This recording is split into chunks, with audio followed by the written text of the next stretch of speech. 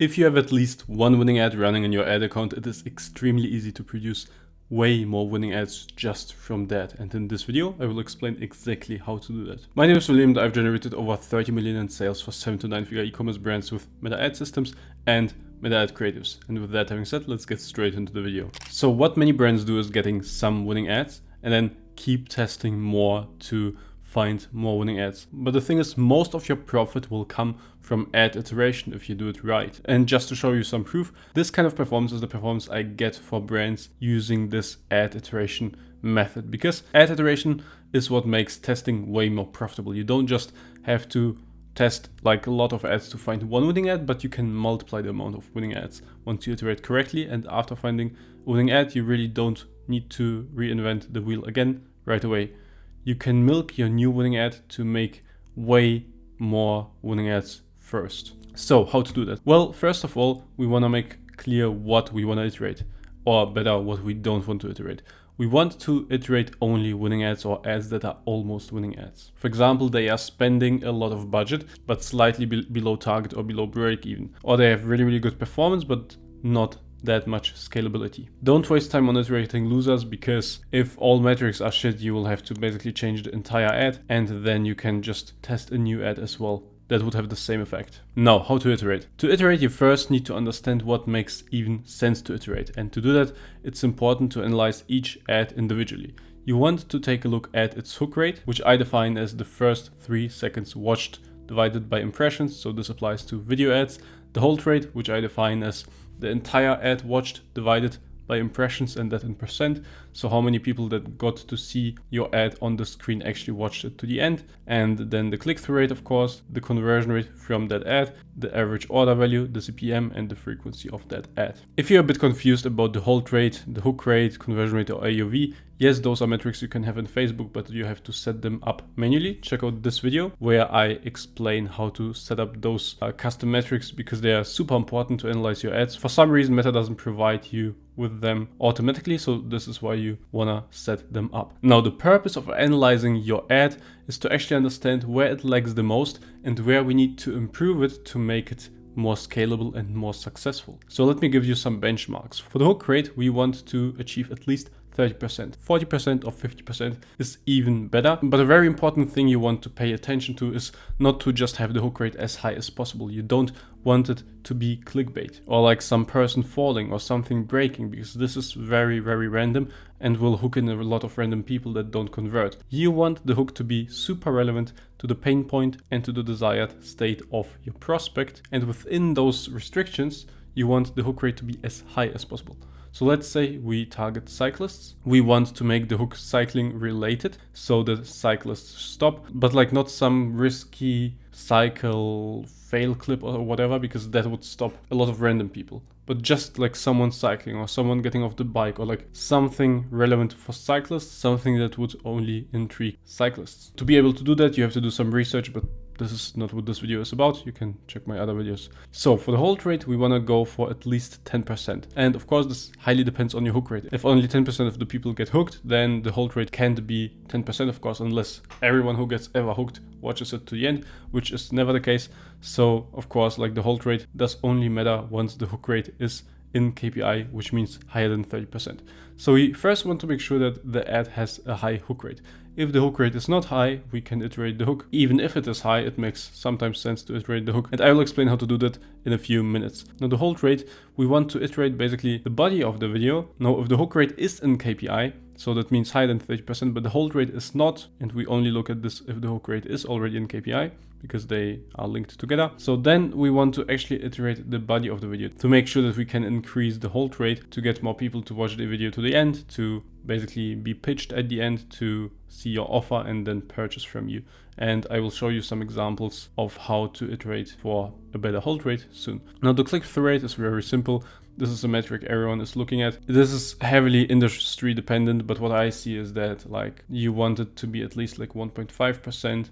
In some cases, you might get 2.5, even 3.5, even 4% sometimes. That is really, really great, but it's heavily niche and product dependent. The best thing is to actually take also your best ads ever as a benchmark and see, okay, how high is the percentage on click-through rate on them? And based on that, you already know what is possible, and you of course want to push for more, usually at least 1.5%. Now the conversion rate of the ad, that means how many percent of the people that actually get from the ad to your landing page and product page convert and buy from you. This can be highly variable for different ads, and the reason for that is that some ads sell better, pre-sell better, other ads pre-sell worse. And also some ads might just be like a clickbait claim, let's say a static ad that is a clickbait claim. Then they got to the product page and then they are like, oh, this is just an ad, this just sells something, let's get off of this. And this might lead to a low conversion rate from that specific ad. So this really is determined by how well the ad pre-sells and how well the alignment between ad and landing page is. Now, average order value, this will also heavily depend on the ad, because some ads will push for bundles or a specific product with higher AOV, others for lower AOV. Some will build more confidence to spend more and get people more excited. Some will build less confidence and get people less excited. And based on that metric, you can kind of understand it. Now, the CPM will just tell you, hey, this goes after a super expensive audience or rather a cheap audience or something in between. The higher it is, the less people are usually there that you are actually targeting, or they are getting targeted a lot so that the CPM on them naturally is high. And then frequency, how often gets someone to see that ad within the selected time frame that you're looking at. Now this really just tells you, okay, this is the top of funnel ad. The frequency is just 1.2, let's say 1.5. If it's getting to like 1.8, 2, 2.5, 3, that's more of a retargeting ad already. So this gives you basic info, but basically what you want to look at to iterate an ad is hook rate, hold rate, click-through rate, and potentially conversion rate in case it's not really aligned with what people expect, and then in case conversion rate is low. So how to do hook iterations? So here we iterate the hook to reach a broader audience with a proven concept. Either the hook is like 20% or 25%, then what you want to do is just like swap it out with something more viral, something more scroll stopping. And the way you do this is literally you take your winning ad and you swap the first 3 seconds for something else. And instead of just doing 1 iterations, we always go for 3, because if you try 3 times, it's more likely that you actually create a hook that will have a higher hook rate. And there are different ways to do that. One way is you just want to swap out the visual. This is what we did with this iteration here. You can see the text hook stays the same. If this ad concept is proven, but you actually want to test different benefits or different pain points in the beginning, you can do that too and have like different visuals and different text hooks, but you always want to be split testing something. So in this case, we went for different visuals just to first of all attract different kind of people, because different kind of people will stop for different kind of visuals, and also some visuals might be more catchy. So we basically had a winning ad that had a different hook, which had a low hook rate. And let's actually take a look at the ad. You'll never go back to loofahs after using this. This is the scrubber, designed to elevate every shower. With 2 unique sides, it's built for a complete clean. One side has a soft honeycomb texture, perfect for gentle cleansing. The other uses natural walnut shells, ideal for scrubbing away sweat, dirt, and dead skin. Conventional loofahs are fine, but use them long enough and they quickly untangle, creating a net for sea animals to get caught in. But the scrubber is different. It's made from the konjac plant, known for its mineral-rich and pH balancing properties. And when it's time for a new one, the scrubber is fully compostable. Just toss it in with your vegetable scraps. Infused with natural elements like charcoal, it's scent-free but packed with benefits. A sustainable, skin-friendly upgrade for every shower. Get yours today. So that's the ad. And you can see, like in the beginning, we have this kind of hook. And this was a winning ad for one of the brands that we work with. So the way we iterated this is simply having now 3 versions with here's the second one. Go back to loofahs after using this. This is the scrub. And then the ad continues as it was. And here's the third one. Go back to loofahs after using this. This is the scrubber. And then the ad goes on as it was. Now, even if the hook rate is, let's say, 40% or higher, what you also might want to do is just have different pain points in your hook and still iterate the hook, because this way you target another audience and then there comes the proven body that actually converts people. So if the body actually aligns with like different problems or like different kind of angles just in the hook, and then you can transition it to the body that is actually proven, then you also might want to iterate the hook, because this way you create an ad that hooks in other people than those that are currently converting from your winning ad.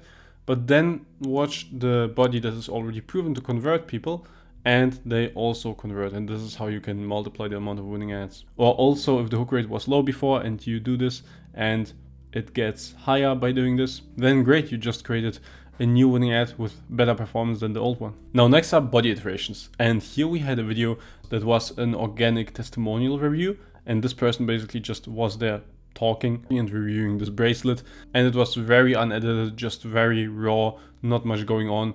And this was a winning ad. Conversions were great, but the hold rate was not high. So we thought of 3 different ways of how we can actually improve this, and let's take a look at the ads to show you how we did it. Let's start with the most asked question. Is it worth it? Absolutely. Quality is simply unparalleled. These pieces are handcrafted by artisans using fine glass beads, using a traditional loom, and finishing off with a genuine leather lining that's going to sit so nicely and comfortably up against the skin. The adjustable closure is going to give you a perfect fit. Each cuff is beaded by hand to create a piece of timeless heirloom jewelry, seamlessly blending contemporary design with traditional aesthetics, creating not only a beautiful cuff and piece of jewelry, but a wearable piece of art. So what we did here is basically just cutting fat. The ad was longer, it was longer than 1 minute, and we basically just cut out some sentences because we saw that, hey, click-through rate is actually still great. So there is some fat in the ad that we can cut, and this is a great way to increase the hold rate, because the hold rate is low if people are watching the ad and it's going too slow, or they kind of feel like they are getting dragged through the ad and are not really that excited about it, and then they just keep scrolling. So cutting fat is a great way. Now here's the second version of the body iteration that we did to increase the hold rate. So let's start with the most asked question. Is it worth it? Absolutely. Quality is simply unparalleled. These pieces... You can see basically we took B-rolls from other winning ads that are proven and mixed them in. This is also a great way to retain attention because more things are going on, the ad is more engaging, there's more to watch, and people simply keep watching longer if you do that. Are handcrafted by artisans using fine glass beads, using a traditional loom, and finishing off with a genuine leather lining that's going to sit so nicely and comfortably up against the skin. The adjustable closure is going to give... You get the point here. Now let's take a look at the third one. Start with the most asked question. Is it worth it? You can immediately see here what we did is basically just a split screen. Absolutely. Quality is simply unparalleled. These pieces are handcrafted by artisans using fine glass beads. Way more things are going on, so people get less bored. But you can see with this, it can also get very overwhelming very easily. So you have to pay attention to not make it like too noisy. Using a traditional loom and finishing off with a genuine leather lining that's going to sit so nicely and comfortably up against the skin. The adjustable closure is going to give you a perfect... And when you iterate the body successfully, more people will watch it to the end, more people will get to the CTA or your offer, and more people will buy from you, which will make a new winning ad for you. Now, visual iterations. This is very simple. If you have a static ad that is winning and you have a proven headline, you can simply swap out the imagery to see what kind of imagery resonates more and hooks more people and basically makes them click. And especially if you have other winning ads and already know, hey, like this is doing great, this is doing not that great, then you exactly know what to put there. Because if you just combine a strong headline with a strong image, it will be an even stronger ad. It's as simple as that. So here we have this article style, which performed really well, and we simply like slightly adjusted the overall layout as well as the image. Now next up, headline iteration. This is when you run a split test and have like basically 3 different visual versions, and then you see, hey, like this visual version is actually performing the best. Then you might want to iterate the headline on this, because this is already a proven visual, a proven image ad. But basically what you can do is combine it with other winning headlines that you have from other ads. And again, because you combine a winning image with a winning headline, it is very, very likely to perform and get you a new winning ad. As simple as that. Now, the next more advanced thing is format iterations.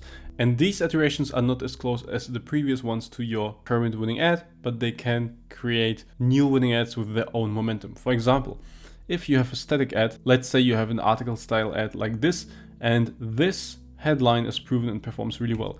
What you can do then is making a GIF out of the static. So you can see this is actually a clip where we pour water onto this cycling wallet and show that this is waterproof. Now, if specifically this iteration proves to perform, this doesn't have to be just an image. We can make a GIF out of it, and that can perform really well. We can also make from the GIF a video or from the static a video. For example, we can start a video and start the script with meet the cycling wallet that keeps selling out, and with exactly this as a visual hook, but then we actually stitch a winning body to this hook, or you actually just create a whole new ad based on this angle, because this angle and this messaging proved to work. So now you just can create a script from it. In the same way, you can actually take a video and make it a static. For example, if you have a strong headline that might be also a static headline, you can just take it and combine it with a strong static format that you have in your ad account. Let's say, again, the article style format works really well for you. Then you can just put the text hook of the video onto the static,